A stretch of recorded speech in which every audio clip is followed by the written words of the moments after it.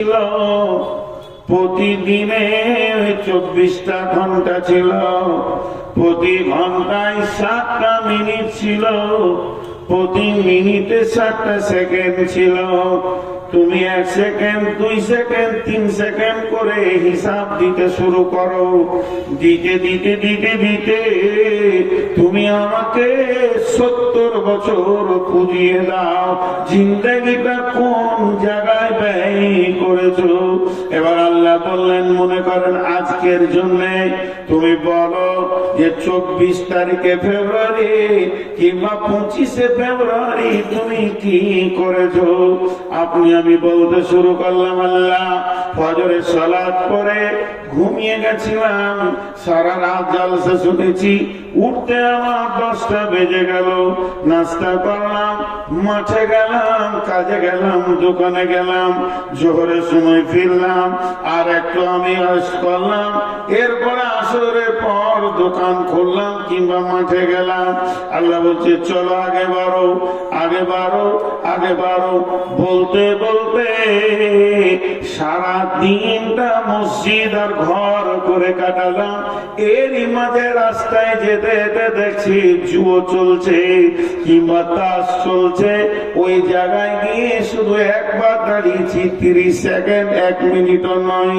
আল্লাহ ওখানে একবার দাঁড়ালাম, শুধু আল্লাহ বলে দিলে কেন কেন? মানে বিশ্বনবী বলছেন তোমার গাড়ির চাকা জমে গেল, আর তুমি জান্নাতে যেতে পারবে না। কারণ আল্লাহ কোরআনে বলেছেন ফালা তাকরাবুল ফাওয়াহিশা মা জাহারা মিনহা ওয়া মা বাতান।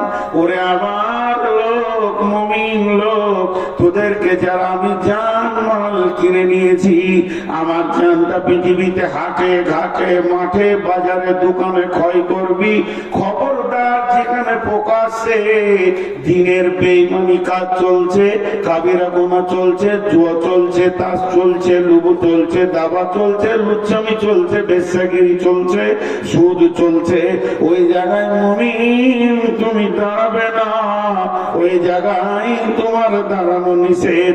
আমি কোরআনে বলে দিয়েছি, অথচ তুমি ওখানে 30 সেকেন্ড ক্ষয় করে দিয়েছো। আল্লাহ একবার বলবে কেন? নবীজি বলছেন উম্মত তুমি জেনে নাও তোমার চাকা জমে গেছে।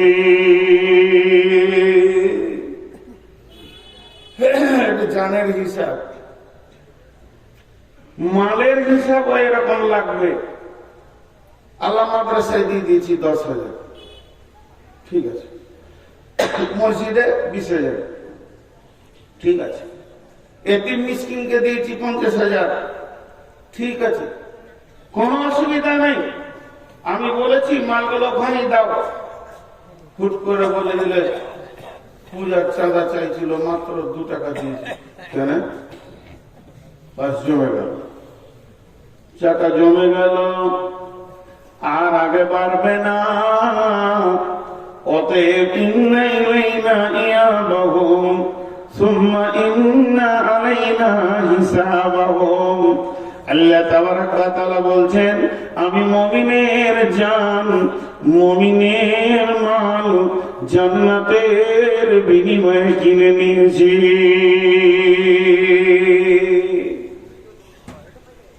আমি যেখানে যেখানে ব্যয় করতে বলবো সেই সেই জায়গাতে মুমিনের জান আর মুমিনের মালকে ব্যয় করো, ব্যয় করো। কিন্তু আমরা উল্টো জায়গায় ব্যয় করি। يقاتلون في سبيل الله فيقتلون ويقتلون وعدا عليه حقا في التوراة والإنجيل والقرآن। আল্লাহ কত বড় কথা বললেন। রব্বুল আলামিন বলছেন যে আমি তোমার জান মাল কিনে নিয়েছি। ইকাতিলুনা ফি সাবিলিল্লাহি, তুমি আল্লাহর রাস্তায় কতল করো। ফায়াকতুলুনা ওয়া ইউকতালুনা, প্রয়োজন হলে তুমি নিজের মাথা দাও, না হলে কারো মাথা নাও। মেন হচ্ছে আমার দ্বীনকে বাঁচাতে হবে, আমি আমার দ্বীনের জন্য তোমাদেরকে পাঠিয়েছি।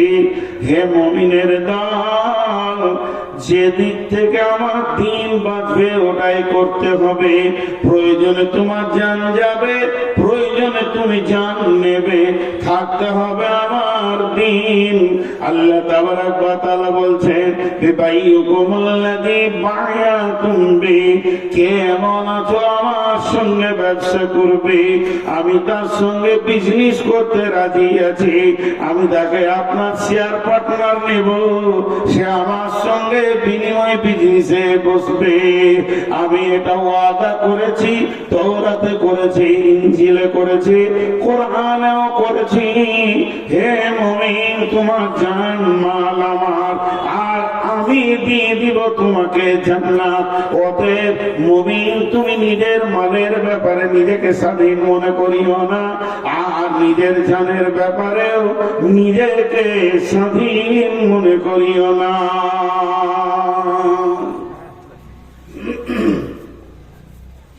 কিন্তু আমরা জান মালের ব্যাপারে উদাস উদাস উদাস, খেয়ালই নেই। আমাদের কি হয়, একটা ভিখারি এসে 1 টাকা চাইছে,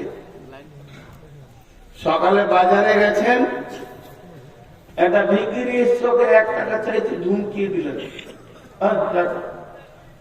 আমাকে খুচরা খাজরা না এসে বসলেন।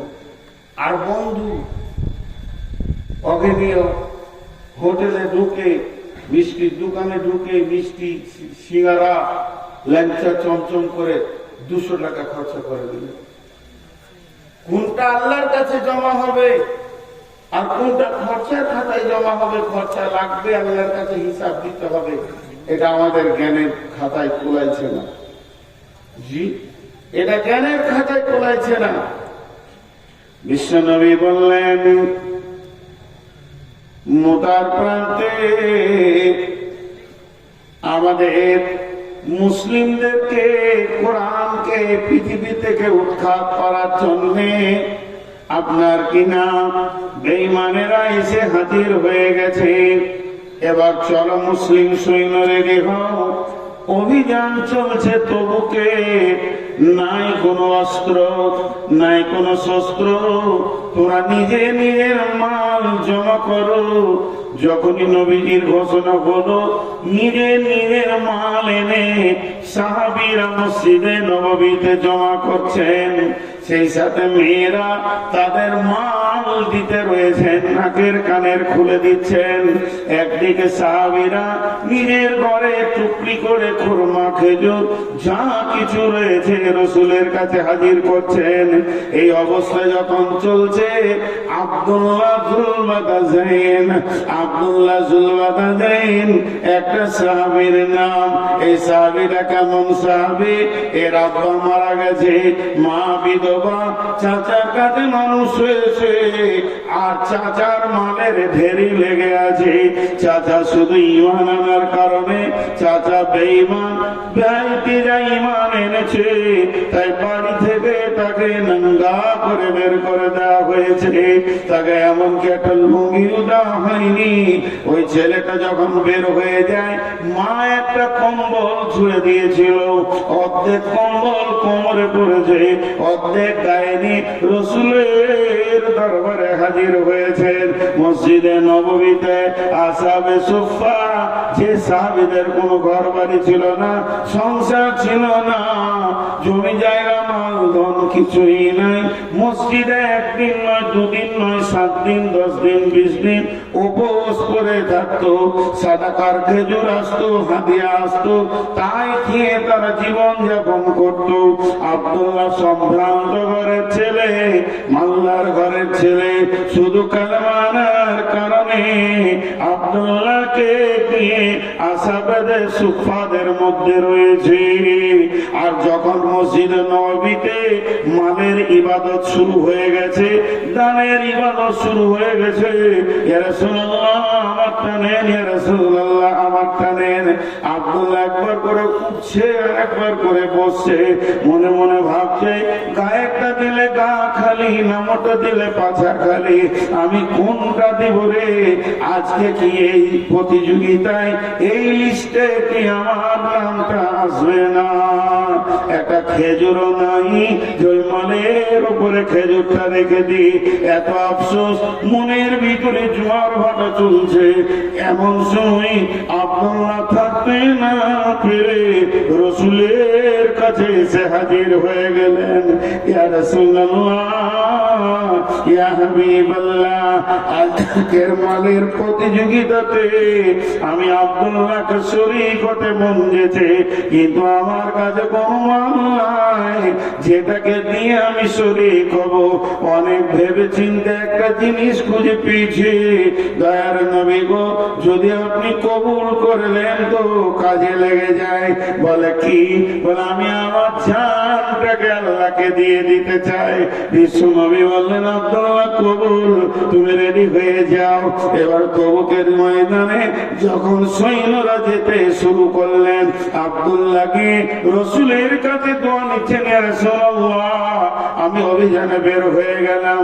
বিশ্ব নবী আব্দুল্লাহর ঘাড়ে হাত রেখে বললেন, আল্লাহ, আমি আব্দুল্লাহর রক্তকে বেঈমানদের জন্য হারাম করে দিলাম।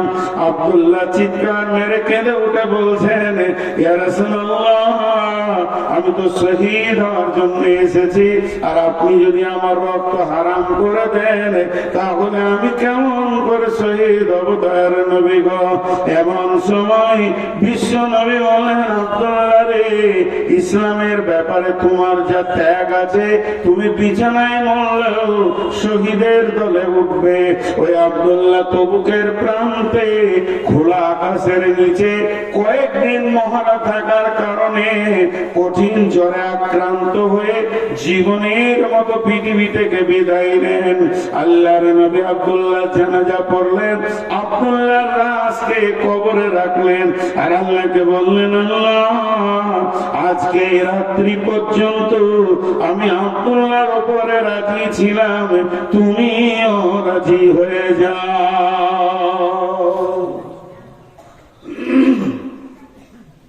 সবাই স্টেজ থেকে পাইলে না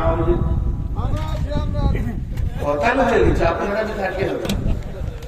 খুলে দাও, খুলে দাও। বাংলাদেশে নিয়ে আসেন।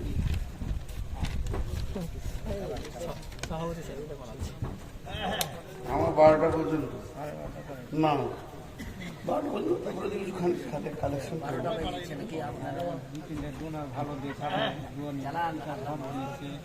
খুব শুনেছি, ওইগুলো শুনে মনটা ভরলো। না, ওই ফাঁকা জায়গাতে আপনি আমি কি বসবো? যে আপনি বাংলাদেশকে নিয়ে আসেন, আমি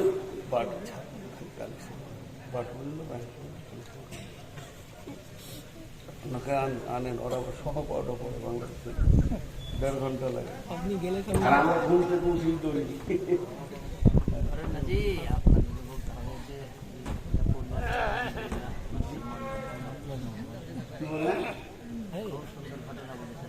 জি, তো না না, একটা অত দিল আমার ছোট লাই, 12টা চালাতে একটু ছোট, আমি বেশি দিতে চাই, ওরা কম দিতে। তো আমি যে কথাটা আপনাদের, আমি আসলে আপনাদেরকে আমার মনের কথাটা বলছি না, দীর্ঘ 18-19 বছর জালসা করছি বলে চালাতে পারছি, কিন্তু মানুষ তো, আমি তো ফেরেশতা নই, আমারও তো অসুখ বিসুখ আছে। গত 2 দিন আগে জ্বরে আক্রান্ত ছিলাম, তাছাড়া নূর মোহাম্মদের গলা বসে না, এত কষ্ট, এই জায়গায় ব্যথার ওষুধ খেয়েছি, তাও থামছে। তো প্রতিদিন আপনাদের একদিন, আমার প্রতিদিন। তো আমাকে কেউ ভালোবাসে না, এটা আমি জানি, কারণ আমাকে যদি কেউ ভালোবাসতো তো বলতো, হুজুর আপনার তখন অসুখ, তা জানি 1 ঘন্টায় আজকে বলো, খুব কম লোক ভালোবাসে। তো না, এটা কথা না, এটার নাম ভালোবাসা। আল্লাহ ভালো তো বাসি সবাই ছিল, এরকম বলতে হয় না, কষ্ট দিতে হয় না মানুষের মনে। মানুষ যখন বলে যে আমার অসুস্থ, তো আচ্ছা ঠিক আছে আধা ঘন্টা কম বলে। মাদানী ভাই তো বলে গেলেন আপনি 12টা পর্যন্ত চালান, তারপরও তো আমি খানিক চালাবো ইনশাল্লাহ। আপনি বাংলাদেশকে নিয়েছেন তো কি বললাম যে আব্দুল্লাহ চিন্তা ভাবনাটা দেখেন যে আমার জানটা লেগে যায়। তো আল্লাহ রসুল কি দোয়া দিলেন কবরে দেওয়ার পর, এই আল্লাহ আমি আব্দুল্লাহর উপরে রাজি ছিলাম, তুমি রাজি হয়ে যাও। আচ্ছা এখানে গাড়ির ড্রাইভার কে কে আছে? 4 চাকা হলে 2 চাকাও হলে কে কে মোটরসাইকেল চালাতে পারি? হ্যাঁ মাশাআল্লাহ আলহামদুলিল্লাহ। আপনারা বলেন গাড়ি কোনোদিন আপনার কাছ থেকে গিয়ার চায় যে আমাকে এই গিয়ারটা দেন? কিন্তু দক্ষ ড্রাইভার গাড়ির গতি এবং রাস্তা দেখে বুঝে নাই এখন কোন গিয়ারটা চাইছে, গাড়িকে এখন কোন গিয়ারটা লাগবে। তো এইটা হলো সাহাবীদের চিন্তা চেতনা। ওরা চোখে দেখে বুঝতে পারতো যে আল্লাহ এখন আমার কাছ থেকে কি চাইছে, আমার জানটা চাইছে না আমার মালটা চাইছে, এরা ওরা বুঝতে পারতো। আর আমাদেরকে জালসা করে করে গরম করতে হয়েছে, হচ্ছে কি হচ্ছে না, কিন্তু ওদের ওটা ছিল না, কারণ ওরা দিনের দক্ষ ড্রাইভার ছিল। তবে এখনকার ছেলেকে মাশাআল্লাহ বিয়ে দেওয়ার পর শ্বশুর বাড়ি কবে যেতে হবে না কেবল ও বললে ছেড়ে দাও, ওই দিলে ছেড়ে খেয়েছি আমি, একে ঝাল লেগেছে এই পানি হয়েছে। ওই যে কি একটা গান আছে গো ভুলে, যাই হোক পড়ে হচ্ছে। তো সাহাবীরা বুঝতে পারতেন। একটা ঘটনাটা আপনারা বুঝে নেবেন, উহুদের যুদ্ধ। উহুদের যুদ্ধে রাসূলুল্লাহ সাল্লাল্লাহু আলাইহি ওয়াসাল্লাম লোহার বর্মা পরেছিলেন, শরীরটা ভারী ছিল। জি এমন সময় আল্লাহ নবী মহড়া দিয়েছেন, মাঝে দুটো কথা বলেন, বক্তব্য বন্ধ করে। আপনারা দোয়া করবেন রমজানে ইনশাআল্লাহ সাহারি মক্কায় গিয়ে খাবো, টিকিট হয়ে গেছে আমাদের। আমরা 9 তারিখ সকালে উঠে যাচ্ছি, 10 তারিখ আমাদের সাহারি হবে, 11 তারিখে রোজা হবে সৌদিতে। তো যদি কেউ উমরা করতে চান বা হজ, মক্কা মদিনার ইতিহাসে উহুদের কথাটা বললে আমার চোখে পানি আসে। যতবার উহুদের প্রান্তে গেছি, মানে আমি যে সব জানতা তা লাই, আমাকে কানে ধরে পড়াবে 20 বছর এরকম আছে। তা একটা ছোট্ট ঘটনা আপনাদেরকে, এটা দামি কথা মাঝে বলে নিচ্ছি, ভুলে যাব। আমি যখন উহুদের প্রান্তে যাচ্ছি আস্তে আস্তে, আমার সঙ্গে কাফেলাতে 63টা লোক আছে। তো যতই আরবি জুব্বা পরে থাকুক, চেহারাতে বাঙালিদেরকে বাঙালি মনে হবে, বিহারিদেরকে বিহারি মনে হয়। আবার শোনা লাগে কি লাগে না? লাগে। বিহারিরা যত দামি কাপড় পরুক না কেন, গলায় গামছাটা লিবি ওরা, এত মন্ত্রী হোক আর মিনিস্টার হোক। তো ঠিক ওই রকম আমি দূরে থেকে আমার এক বন্ধুকে বলছি যে উহুদের কবরের পাশে মদিনা ইউনিভার্সিটির ছাত্রদেরকে ডিউটি দেওয়া হয় যে তুমি এখানে কথাগুলো বলবে। আমি অনেক দূর থেকে গেছি, আর আমার সাথীটাকে বলছি, দেখো ছেলেটাকে আমাকে বাঙালি বাঙালি মনে হচ্ছে, আবার বাংলাদেশিও মনে হচ্ছে। তোর কাছে গিয়ে প্রথমেই বাংলা বললাম যে আপনার বাড়ি কোথায়? বলছে আমার বাড়ি বাংলাদেশ, টাঙ্গাইল। মানে তাহলে ঠিকই ধরেছি, আপনাদের বাড়ি মানে আমাদের বাড়ি হচ্ছে পশ্চিমবঙ্গ, ভারত। তো টাঙ্গাইল পড়াশোনা কোথায় করেছেন ভাই? বলছে পড়াশোনা করেছি যাত্রাবাড়ি মাদ্রাসায়, এখন মদিনাতে MA করছি। তো কি নিয়ে MA করছেন? হিস্টোরি নিয়ে MA করছেন। না আসল পেয়ে গেছি, যে লোক খুঁজছিলাম ওইটাই পেয়েছি। কারণ ইতিহাস যারা পড়াশোনা করছে তারা বেশি বলতে পারবে, আসমাও রিজাল্টে যারা পড়বে তারা ফতোয়া বলতে পারবে, আর যারা তফসিলে পড়বে তাহলে কোন কোরআনের আয়াতটা কিভাবে নাজিল হয়েছে ওরা বলতে পারবে। তো হিস্টোরির মাল খুঁজছিলাম, এতদিন তো পেয়েছি। তো আমি তখন বললাম আমার মামার নাম করে, নিজের মামা, ওনাকে চেনেন? বলে হ্যাঁ, উনি আমার শিক্ষক বাংলাদেশে। অনেক পরিচয় হলো। তারপর আমি বললাম যে এই 60টা কাফেলায় আমার লোক আছে, এরা বাঙালি, এদেরকে উহুদের যুদ্ধটা একটু বলে দেন। এমন করে বলছে আমির হামজার লাশটা কোথা ছিল, হানজালার লাশটা কোথা ছিল, কোন দিক থেকে ওয়াইসি আমির হামজার কলিজাটা বের করেছিল, হিন্দা কোন দিক থেকে এসেছিল এবং কাফেররা কোন দিক থেকে এসেছিল, কোন জায়গায় গিরিপথে ছিল, সেই দিন আমার আবার ক্লাস হলো ওর কাছে। যেমন আজকে বললাম মাদানের কাছে আমার ক্লাস হলো, ওই আয়াত দুটো আমি অনেক তফসির করেছি, আজকে নতুন তফসির পেলাম। তো ওই রকম ধরনের গোটা জায়গাটা কয়েকবার জোয়াতে আমার চোখে জল জল করে ভাসছে। যখন আমি বলি দেখেছি অনেক হাজি অঝর নয়নে কাঁদে। আমির হামজার লাশ তো 50 বছর আগে বেরিয়ে গিয়েছিল, টকটক করে রক্ত করছিল, তাকে স্থানান্তরিত করা হয়েছে। এখন সবগুলোকে এক জায়গায় করে দিয়ে দুটো কবরে ঘন কবর বলা হয়, একটাতে 14টা আছে, একটাতে 56টা আছে, 70টা শহীদকে এক জায়গায় রেখে ঘেরে দিয়েছে। আপনি ওখানে ভেদার শীত করছে, যে যা করছে, পুলিশের অনেক অনুসর আছে, সেটা আমি বলছি না। মধ্যখানে আমি শুধু এতটুকু এলান করলাম, যদি সেইভাবে হজ উমরা করবে তো যোগাযোগ করিয়ে। জীবনে 10,000 20,000 টাকা বেশি লাগুক, কিন্তু জাহেলের সঙ্গে যেন না। আপনার গ্রামের জুমার দিন একটা গরিব মৌলানা এসেছে আর একটা বিরাট বড় কোম্পানি এসেছে, কাকে আপনি মিম্বারে তুলবেন আর কার পেছনে নামাজ পড়বেন? তো এখান থেকে বুঝে নিতে হবে হজ আর উমরা হলো ইবাদত। ইবাদত করতে গেলে আলেমের পেছনে করতে হবে, জাহেলের পেছনে যেন না। সমস্ত কিছু আপনার শেষ হয়ে যাবে, পয়সা টয়সা কিন্তু আসলে ঠিক হবে না। এটা একটা এলান করলাম।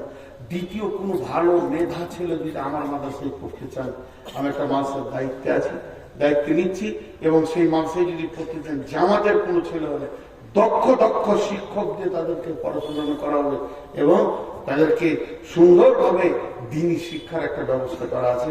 যোগাযোগ করবে আমার নাম্বারে, ওটা বলে দিলাম। এখন সেই ওহুদের কথাটাই বলছি। আবার ওহুদের প্রান্তে বিশ্বনবী মহড়া দিচ্ছেন, জিহাদে লড়াই করার থেকে সব থেকে দৃষ্টিকে বাদ পাখির মতো করে রাখাটাই হলো বড় কঠিন। কোন দিক থেকে কে আসছে, শত্রু দল কোন দিক থেকে আসছে, চারিদিক থেকে যেন মহড়া দিয়ে চলছেন।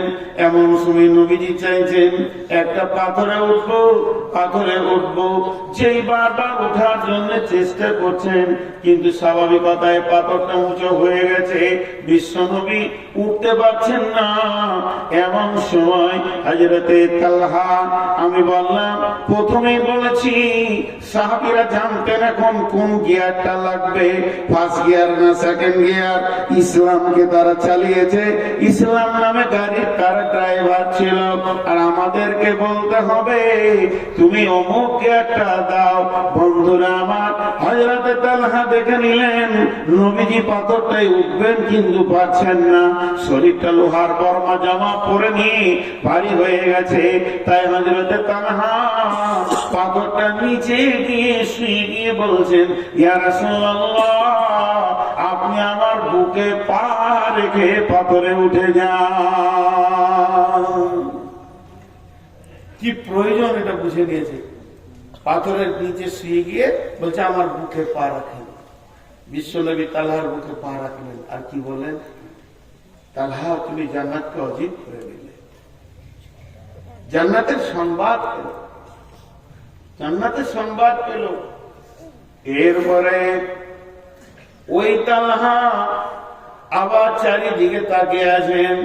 এমন সময় দেখছেন রোমান পাহাড়, ওই পাহাড়ের প্রান্তদেশ দিয়ে একদম শত্রু দল হই করে চলে আসছে, তাদের হাতে তীর রয়েছে। লক্ষ্য করে যে তারা বিশ্ব নবীকে তীরগুলো মারবে, তাদের অন্য কাউকে লক্ষ্য নয়। হযরত তালহা বিশ্ব নবীকে পেছন দিকে নিয়ে পাহাড়ের গুহাতে ভরে দিলেন এবং বুক পেতে দাঁড়িয়ে গেলেন। একটা নয়, দুটা নয়, দুইটি বাজুতে 180 খানা তীর খেলেন, তবু রসুলকে একটা লাগতে দেয়নি। আর তালহা বলেছিলেন, ইয়া রাসূলুল্লাহ, আপনি খবরদার গর্ত থেকে বের হবেন না, আমি তালহা যতগুলি তীর আছে বুকে নিয়ে নিব। আছে দিনকে যারা বানিয়ে গেছে তাদের কাছে আমরা ঋণী। পারবেন এই তালহা? এই তালহা যেদিন পৃথিবী থেকে চলে যান, বিশ্ব নবী জানাজা পড়েছেন। জানাজা পড়ার পর কবরে লাশ রাখা হলো। দোয়া লম্বা চওড়া করেন, ছোট্ট দোয়া। কি দোয়া? হে আল্লাহ, হে আল্লাহ মাবুদ মওলা,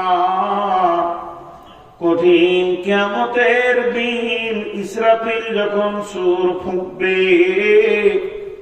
মানুষ যেদিন নাফসি নাফসি করবে, সেই রকম কঠিন দিনে আমার তালহা কবর থেকে যখন উঠবে, মাবুদ রে তোমার কাছে আবদার, আমার তালহাকে দেখে তুমি মুচকে হাসবে, আর আমার তালহা তোমাকেও দেখে হাসবে। বন্ধু কত মহব্বতে, আপনি আগে আনতে গেছেন বাস স্ট্যান্ডে, জি সাগরদিঘি ট্রেন রেলওয়ে স্টেশনে, বন্ধু যখন নামছে গেট ধরে আর চোখে চোখ পড়েছে, দেখবেন দুজনেই হাসে। এই হাসিটা নিয়ামত, দুজন দুইজনকে দেখে একটা হাসে। তো আল্লাহ তুমি সেই দিন তালহাকে দেখে হাসবে, আর তালহা তোমাকে দেখে হাসবে। কত বড় কথা বললেন। এই দোয়াটা কখন পেয়েছিল? যখন 180টা তীর খেয়েছিল। আমি তো আপনাদেরকে গল্প শোনাতে বসাইনি আজকে গোপাল ভাঁড়ে। আল্লাহ বলছেন ইন্নাল্লাহা আশতারা মিনাল মুমিনিনা, হে মুমিনের দল, আমি তোমাদের কাছ থেকে তোমাদের জান, আনফুসাহুম ওয়া আমওয়ালাহুম, এবং তোমাদের মালকে কিনে নিয়েছি, বিআন্না লাহুমুল জান্নাহ, জান্নাতের বিনিময়ে, জান্নাতের বিনিময়ে।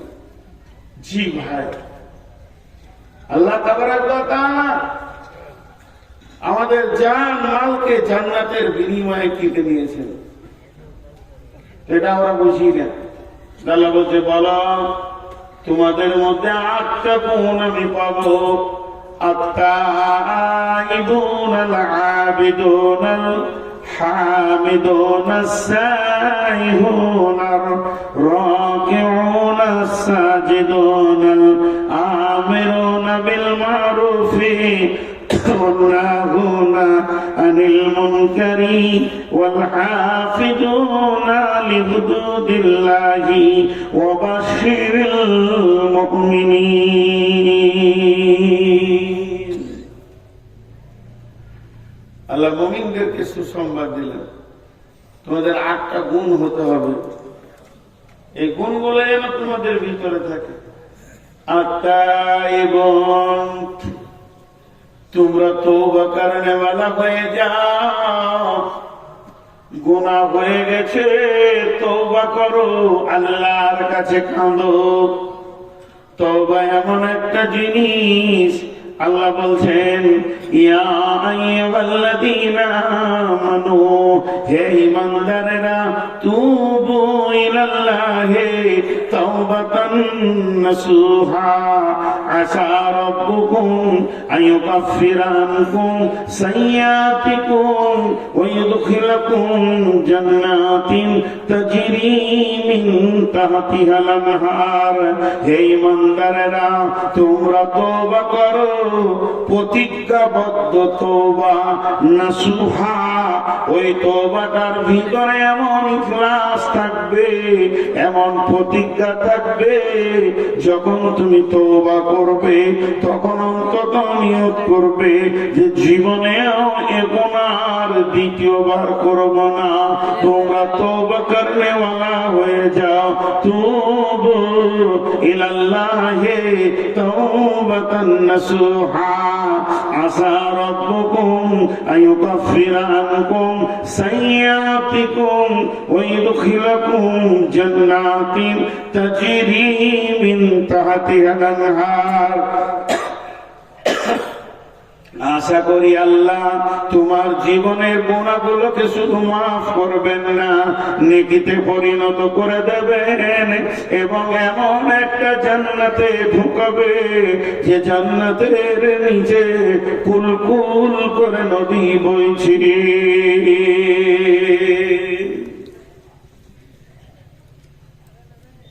গুনার কারণে মানুষ জাহান্নাম যাবে, গুনাহ করেছে এর জন্য মানুষ জাহান্নামে যাবে না। কিয়ামতের মাঠে ধরেন আমাকে জাহান্নামের ফেরেশতা টানছে, যদি গায়ে বল থাকে একটু মার থাপড় অর্থানে জাহান্নাম কেন নিয়ে যাবি তুই? তোর বাপের জান্নাত? জান্নাত তো আমার, তো আমার আল্লাহর জান্নাত। আল্লাহ বলে কি? বলে তোমার ফেরেশতাতে ধরেছে। বলে কেন? বলে জাহান্নাম দিতে হবে। আল্লাহ বলল যা জাহান্নামে। যদি বান্দা জিজ্ঞেস করে কেন যাবো, তাহলে বলবো গুনাহ করেছিস ওই জন্যে। আমি এটা বুঝানোর জন্য বলছি, ভাবিয়ে না যে কোরআনের আয়াত বলছি। আল্লাহ বলছে জাহান্নাম যা, তোকে ফেরেশতাতে টানছে। তো আমি বলছি কেন? আল্লাহ বলছে গুনাহ করেছিস তার জন্য। এবার যদি আমি আল্লাহকে বলি, আল্লাহ আপনি বলেছেন ইন্নাল্লাহা গফুরুর রহিম, নিশ্চয়ই আল্লাহ জবরদস্ত কঠিন গুনাহকে মাফ করনে वाला। আপনি কোরআনে বলেছেন মাফ করনে वाला, আর আল্লাহ রাসূল বলেছেন কুল্লু বানি আদমিন খাতা, প্রত্যেকটি বানি আদম ভুলের মধ্যে ডুবে আছে। আমাদেরকে যখন বানানো হয়, একটা ঘরকে সিমেন্ট দিয়ে ঢালাই করা হচ্ছে, তোর মধ্যে রড আছে, পাথর আছে, সিমেন্ট আছে, বালু আছে, সিমেন্টে কেমিক্যাল আছে। কেমিক্যাল না থাকলে এমন জমবে না। আপনি যখন মানুষকে বানান, মানুষের ভিতরে পাপ করার মতো গুণটা দিয়ে বানিয়েছেন। এটা মানুষ পাপ করবে, তওবা করবে, পাপ করবে, তওবা করবে। গুণটা যদি আপনি না দিতেন তো আমরা তো পাপ করতাম না। আল্লাহ তাবারাক ওয়া তাআলাকে তিনখানা জিনিস ভালো লাগে। এক নম্বর হচ্ছে আমার গোলাম আমাকে ছাড়া কাউকে ডাকবে না, অন্য কাউকে সাজদা করবে না, এটা আমাকে ভালো লাগে। আল্লাহ বলছেন আমাকে দ্বিতীয় নম্বর ভালো লাগে আমার গোলাম আমার বরত্ব বয়ান করবে, আমি তার কাছে আমার ছাড়া অন্য কেউ বড় নয়। তিন নম্বর আমাকে ভালো লাগে আমার গোলাম যখন গুনাহ করে দুইটি চোখে পানি বের করে, তখন আমাকে ওই সময়টা এত ভালো লাগে, গুনাহগুলোকে আমি নেকিতে পরিণত করে দিই। শুধু তাই নয়, আমার রব কত বড় মেহেরবান, 70 বছরের কঠোর পাপীকেও তিনি মাফ করতে রাজি আছেন। তাহলে যাদের মাবুদ এত মেহেরবান, তার গোলাম কেমন করে জাহান্নাম যাবে?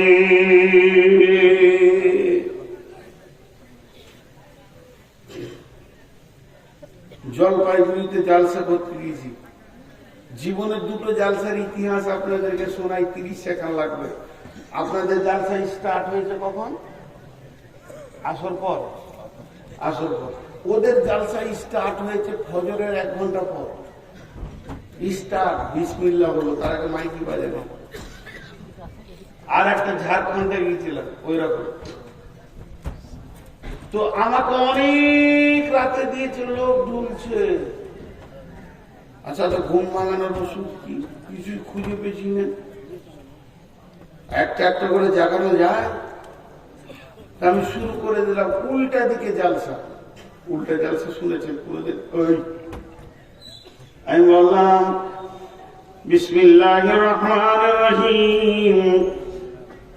আল্লাহ তাবারাক ওয়া তাআলা কালাম পাকের মধ্যে বলছেন নামাজ পড়তে হবে না, রোজা রাখতে হবে না, হজ করতে হবে না, যাকাত দিতে হবে না, জেনা করো, ব্যভিচার করো, বেপরদা থাকো, সুদ খাও, জুয়া খেলো, লুটে লাও, মার্ডার করো, রাস্তায় রাহাজানি করো, ছিনতাই করো, যে যাকে পারবে মারো, লুটো, গাঁজা খাও, মদ খাও, কিছুই হবে না। তারপরও তুমি জান্নাতে যাবে, শুধু আল্লাহ একটা হুকুম মেনে নিলে। সব জেগে গেছে। কোন মুরগিরে এক ধাপ থেকে সব হালাল হয়ে গেল। আচ্ছা হালাল ওদেরকে তো মজা লাগছে, সব হালাল, হারামকে হালাল করে দেবে। একটা খালি আল্লাহর হুকুম মেনে নিবে, জান্নাতুল ফেরদৌস পেয়ে যাবো। তো আমার সামনে এক মুরব্বী পান খেয়েছিল, ও পান চিবানো বাদে করেছে। কি জালসা হচ্ছে? তো শেষ কালে আমাকে বলছে বাপজি আমি 70 বছর বয়সে এমন জালসা শুনিনি যে এত গুনাহ করার পরও সে জান্নাত যাবে। আল্লাহর একটা হুকুম মানলে কোথায় আছে বাপ? তা বলো কোরআন শরীফে আছে। তো আরো সহ্য হচ্ছে না। তখন বলছে কোন সূরাতে? সূরা রহমানে কোথায় আছে? বিসমিল্লাহির রহমানির রহিম।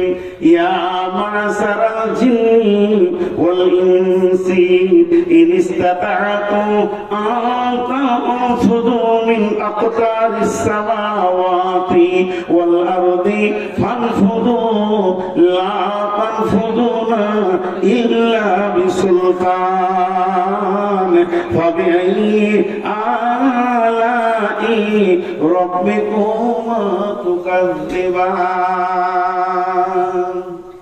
আপনারা উত্তর দিন তো। যে ঠিক উত্তর দিতে পারবে 1000 টাকা লিখবে। কালো কালিতে লাল লেখা হবে? কালো কালিতে লাল লেখা হবে? হবে। কালিটা কালো, বানানটা লাল হবে না? হবে। আচ্ছা, তেমনি এটা রাত না দিন? রাত শব্দ ব্যবহার না করে এটাকে রাত বলেন তো? দিন নয়। দিনকে না করবেন তো রাত হবে। তো ঠিক এই আয়াতটাকে তর্জমা করবেন একদিকে, অপোজিটে ধরিয়ে দিবেন ওই দেশে দাঁড়াবে। আল্লাহ বলছেন, হে জিন ইনসানের দল, তোদেরকে যদি আমার আইন মানতে ভালো না লাগে, তার মানে যত হারাম আছে এগুলোকে যদি খেতে মন যায়, আমার আইন মানতে ভালো না লাগে, আমার যত নিয়ম বলেছি বলতে ভালো না লাগে, শুনতে ভালো না লাগে, এগুলোকে যদি তোদের চলতে ভালো না লাগে, তোদের যা মন যাবে তাই করগা, তাতে আমার কিছু যায় আসে না। তবে তোদেরকে একটা কাজ করতে হবে, আমার রাজ্যের বাইরে গিয়ে বাসা বাঁধতে হবে। বুড়াটা তো বুঝি কোথায় যাবো বাপ? আপনি ভারতবর্ষের আইন মানবেন না, ভারতের মাটি ছেড়ে দেন, সরকারের আমাদের কিছু যায় আসে না। আর ভারতের মাটিতে থাকতে গেলে আইন মানতে হবে। তো আল্লাহর জমিনে যদি থাকতে হয়, আল্লাহ বলছে আমার আইন মানতে হবে। যদি আমার আইন মানতে ভারী লাগে, তা আমার মাটিটা ছেড়ে দে পারে। কোথায় যাবো বা? যাবার যদি জায়গা না আছে তাহলে মানতে হবে। তেমনি আমি বলছি, পৃথিবীর কোন ব্যক্তি গুনার কারণে জাহান্নাম যাবে না। কিয়ামতের মাঠে আমি নূর মুহাম্মদকে ধরেছে ফেরেশতাতে। এগুলো কৌতূহলী কথা, এগুলো বলবেন না বুখারী মুসলিমের কথা, এর ভিতরে যুক্তি আছে, কৌতূহলী কথা। আমাকে বলছে ফেরেশতা জাহান্নামে চোর, আমি আল্লাহকে বলছি মাবুদ জাহান্নামের ফেরেশতা ধরেছে। আল্লাহ আমাকে জিজ্ঞেস করছে কেন? আমি বললাম ফেরেশতা টানছে, বল জাহান্নাম চ। আল্লাহকে আমি বলছি কেন? আল্লাহ বলে গুনাহ বান্দা রে, তুমি গুনাহ করেছো, তুমি গুনাহ করেছো। তখন আমি আল্লাহকে বলছি মাবুদ গুনাহ করা মানুষের ডিউটি, একে গুনার মতো করার পাশ তুমি বানিয়ে দিয়েছো। অতএব আমি আমার ডিউটি ঠিক করেছি, মাফ করার ডিউটিটা তো আপনার। তাহলে ডিউটিতে ফরকি কাজ চলছে। এর জন্য আল্লাহ তাবারাক ওয়া তাআলা কি বলছেন? তুবু ইলাল্লাহি তাওবাতা, আল্লাহ তাওবাতান নাসুহা। আর মুমিনের সিফাত বলতে গিয়ে বলেন তোমরা তওবা করনে ওয়ালা হয়ে যাও। আত-তাইবুন, সারা পৃথিবীর মানুষ গুনার কারণে জাহান্নাম যাবে না, বরং তওবা না করার কারণে জাহান্নাম যাবে। কথাটা বুঝে বললাম? কিসের কারণে জাহান্নাম যাবে? তওবা না করার কারণে। ছোট একটা উদাহরণ দিব। আপনাদের এখানে এসে ঝমঝম করে বৃষ্টি হচ্ছে, বর্ষার সিজনে মসজিদে উঠেছি, আর আপনাদের মাসের সেক্রেটারি দেখতে পেয়ে কি ব্যাপার নূর মোহাম্মদ ভাই, এখন তো কোনো জালসা নাই বর্ষা সিজনে, আর এসার পর উঠেছি বাড়ি, আমি না খেয়ে এসেছি, কোথা থেকে যে হুট করে এসে ঢুকলাম আল্লাহ। উনি তাড়াতাড়ি বাড়ি থেকে বিবিকে বলছে কিছু আছে? কিছু না, ভাত আছে আর খানিক আলু পরে আছে, বলে দুটো ডিমকে অমলেট করো, চলো। দিয়ে ছেলেকে পাঠালে, যারা বাবা মৌলানাকে ডেকে নিয়ে খাবে, গেলাম না। দ্বিতীয় ছেলেকে পাঠালে, গেলাম না। তৃতীয়বার ছেলেকে পাঠালে, গেলাম না। চতুর্থবার ছেলে পাঠালে, গেলাম না। পঞ্চমবার ছেলেকে পাঠাইলে, ভাবতো বিরক্ত করিস না, খাবো না বলতে গেলে বিরক্ত করে। শেষকালে নিজে থাকতে না পারে সেক্রেটারি এসে বলছে, ভাই চলেন, ঘরে ডাল ভাত যাই আছে দুটি খেয়ে এলেন, কোথা থেকে এসে হাতটা ছেঁকড়ে দেবেন, আপনি জানতে বিরক্ত করি না। তো শুয়ে পড়লাম। সকালবেলায় ফজরের নামাজ পড়ে আমি মাইকে এলান করছি যে মথুরাপুরের লোক ভালো ভাই, মেহমানের ইজ্জত করে না। আমার দাবিটা সত্য না মিথ্যা? আল্লাহ বলছে, গোলাম গুনাহ তুই করবি, মাপ আমাকে করতে হবে, এটা আমার জানা আছে, তোকে জানিয়ে দিতে হবে না। এর জন্য আমি মসজিদকে পাঠালাম, ফজরের সময় ডাক, ওদের গুনাহ আমি মাফ করব, তোকে আমি পেলাম না। জোহরে ডেকেছি পাইনি, আসরে ডেকেছি পাইনি, মাগরিবে ডেকেছি পাইনি, এসাতে ডেকেছি পাইনি। গুনাহ মাফ নিয়ে চলে যা। আমি আমার ডিউটি করেছি, 5 বার যখন মসজিদ দিয়ে পেলাম না, গভীর তাহাজ্জুদের টাইমে আমার রব আপনার আমার দরজার কাছে এসে বলছে, গোলাম ও গুনাহ করেছিস, জাহান্নামের আগুন জ্বলে গেছে, একবার তুই রব্বানা বলে চোখের পানিতে কাঁদ, আমি রব মাফ করার জন্য রেডি হয়ে আছি। তারপর আমি রব্বানা বলে কাঁদলাম না, মাফ নিলাম না। অর্থাৎ মানুষ গুনাহ করার কারণে জাহান্নাম যাবে না, বরং মাফ না চাওয়ার কারণে জাহান্নাম যাবে। জি ভাই, বিদেশি বক্তা যে বয়সেরই হোক, কোন বক্তাকে বসিয়ে রেখে আমি বক্তব্য রাখি না। আজকে দুটা কথা বলে নিলাম, খালি দুটি লোক দেখতে চেয়েছি, 20,000 আর 50,000 10,000 দাতা কে আছেন, মাত্র 3 মিনিট দেখবো, ছেড়ে দেব। আল্লাহর গোলাম কেউ আছেন? জি, আর একজন বলেছেন, ওনার জন্য আমি ইনশাআল্লাহ দোয়া করছি, আল্লাহ ওনার রোগকে ভালো করে দেন, বলেন আল্লাহুম্মা আমিন।